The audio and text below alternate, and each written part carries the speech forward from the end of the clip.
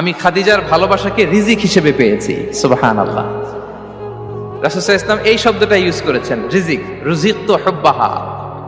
এবং তিনি দোয়া করার সময় বলতেন, আল্লাহ, কিয়ামতের সে বিভীষিকাময় দিনে, যেদিন বন্ধু বন্ধুকে চিনবে না, স্বামী স্ত্রীকে চিনবে না, বাবা সন্তানকে চিনবে না, পীর সাহেব মুরিদকে চিনবে না, নেতা কর্মীকে চিনবে না, ভাই বোনকে চিনবে না, সেই কঠিন মুহূর্তে আল্লাহ আমি আমার খাদিজাকে যেন ভুলে না যাই।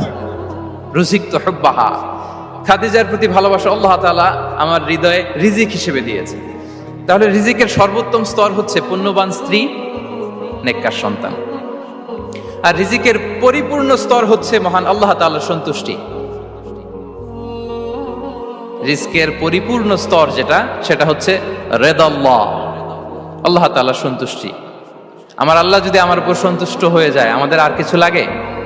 আর কিছু লাগবে? এটাই তো আমাদের এক্সপেকটেশন, এটাই তো আমাদের কামনা বাসনা, এটাই আমাদের